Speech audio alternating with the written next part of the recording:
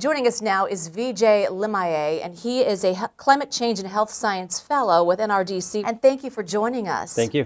Why don't you tell us about your recent study that was published in GeoHealth? Sure. So when we think about climate change and the damage it inflicts on Americans right now, we hear a lot about property loss, crop failure, or damage to homes.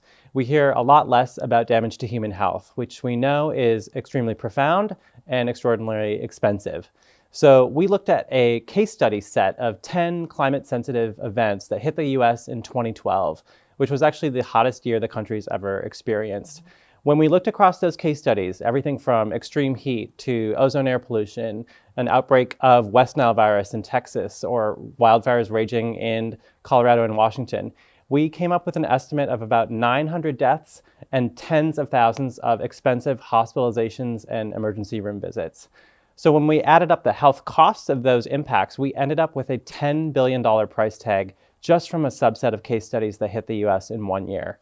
So why are these studies so important, and what do you learn from them to move forward as we approach 2020? Sure. So, we have seen that the health costs of climate change have really been left out of our public understanding and policymaking on climate change.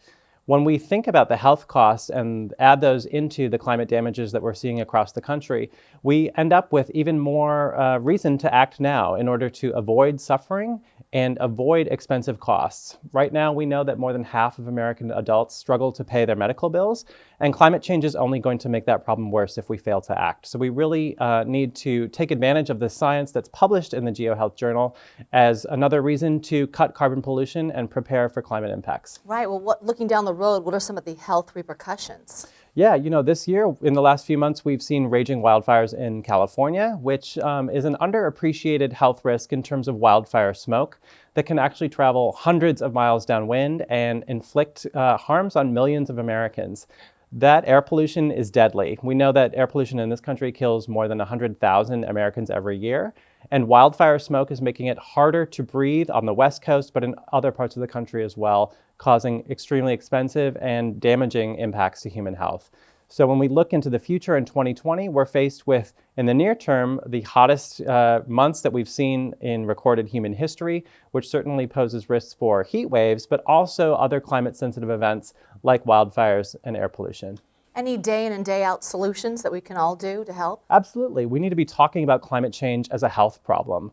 It's estimated that only about 1% of climate research is actually about human health, even though we know that the life of everyone on this planet, including young folks right now, will be affected and in some ways defined by this problem.